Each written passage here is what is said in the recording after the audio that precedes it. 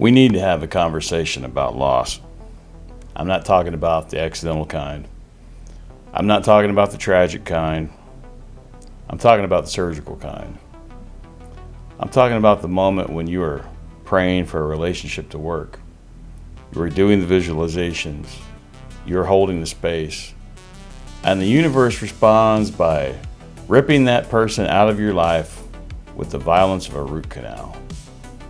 And you sit there bleeding, looking at the empty hole in your heart, asking, why?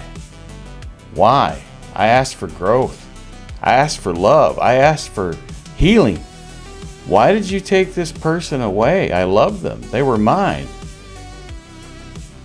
And the silence answers back. Because you asked for growth. And this was the dead wood. Welcome to Directive 002. Today we're talking about the Law of Pruning. The biggest mistake we make in the spiritual community is confusing chemistry or intensity with capacity. You meet someone, the spark is blinding. The connection feels ancient.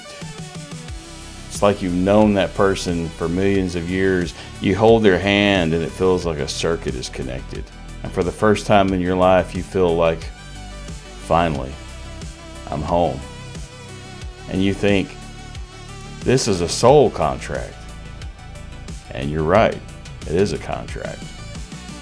But it wasn't a contract for forever. It was a contract for awakening.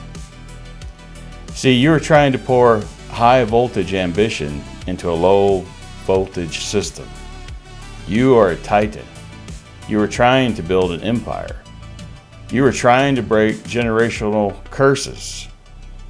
And the person you love, they're just trying to survive the day. They aren't evil. They aren't bad. And I don't even like to use the word toxic because most of the time it's not intentional. But they are full. Their cup is full of their own trauma, their own fear, their own history.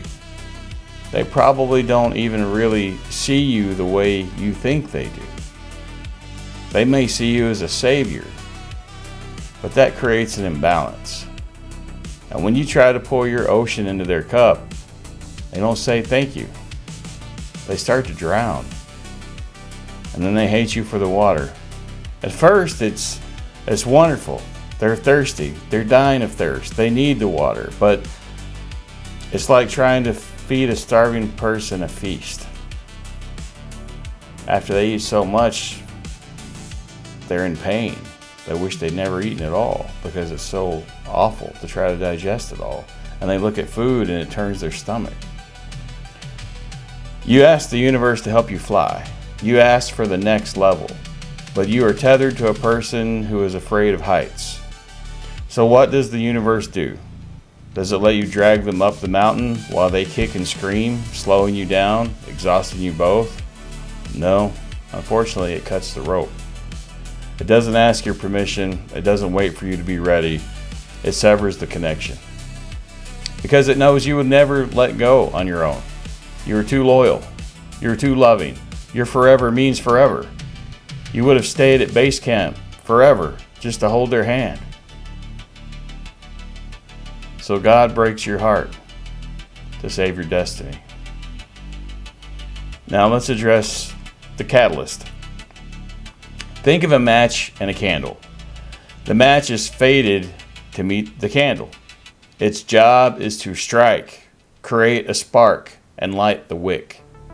That is the fated union.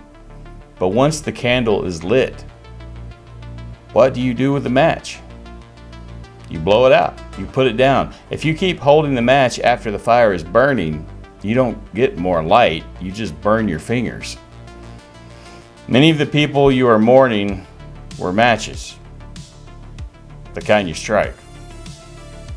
They were sent to trigger your trauma so you would finally see. They did their job. The lesson is learned. The wick is lit. Let the match go. I know it hurts. I know it feels like punishment, and I know every day you wake up with that twinge in your heart and you check your messages out of habit. But you are not being punished. You're being pruned. A gardener doesn't cut a branch because he hates the tree. He cuts the branch because it is sucking nutrients away from the fruit. He cuts it so the rest of the tree can survive the winter. The person you lost, bless them, love them, wish them peace. But do not try to graft that dead branch back onto your side. History is not a reason to keep something dead. If you try to carry their trauma for them, you are cheating them. You are robbing them of their own Saturnian work.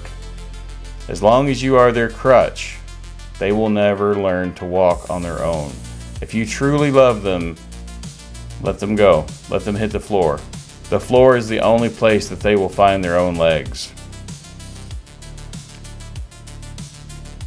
You have to stop crying over the dead wood. I'm not telling you to not cry. I'm not telling you to not grieve. You have to let that go. You have to work through it. But look at the space that was just cleared. Look at the sunlight that is finally hitting the soil because that branch is gone. You didn't lose your person. You gained your capacity.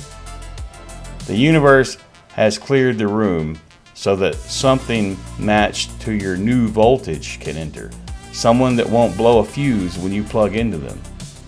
But it cannot enter if you are standing in the doorway. You have to get out of the way. Clear the door. Move forward. Use the capacity. I want to leave you with a final thought because I know what you are feeling right now. I have recently gone through the exact same thing. I thought I had found my one, and that short 4-month relationship was more painful to let go of than a 9-year relationship ever was. I will always be grateful for what I received from that person. I will always be grateful that she was my catalyst to get me to where I am now. But you aren't just feeling grief. You are feeling guilt. You feel guilty because you are evolving and they may not be. You feel guilty because you are the one who swam to the surface and they are the one who stayed in the deep. You feel like you committed a crime by outgrowing the people who raised you, or the people who loved you when you were small, or the people that you tried to help and lift up. But you have to let that go. Think of a lighthouse. A lighthouse cannot save a ship if it climbs down off the rock and jumps into the water to hold the ship's hand. If the lighthouse tries to join the ship in the waves, the light goes out and everyone dies. The only way the lighthouse can serve the ship, the only way is to stay on the rock, to stay solid, to stay high above the waves. It has to be separate to be useful. The universe removed these people from your life because you kept trying to jump into the water to save them. And the universe says, no, get back on the rock. You asked for a mission and you asked to be of service to the light. Well, this is the cost of that uniform. The pruning is not a punishment. It is a promotion. You have been promoted to a higher level of responsibility, and you cannot take the old luggage with you into the new office. So look at that empty space in your life one last time. Instead of trying to fill it with tears or what ifs or silence, fill it with sovereignty. That vacuum is the universe holding its breath, waiting for the new you to step in. The dead wood is gone, the fire is cleared. You are lighter now, you are faster now. Do not disrespect your sacrifice of the past by looking backwards. Eyes front, the path is clear. Walk forward.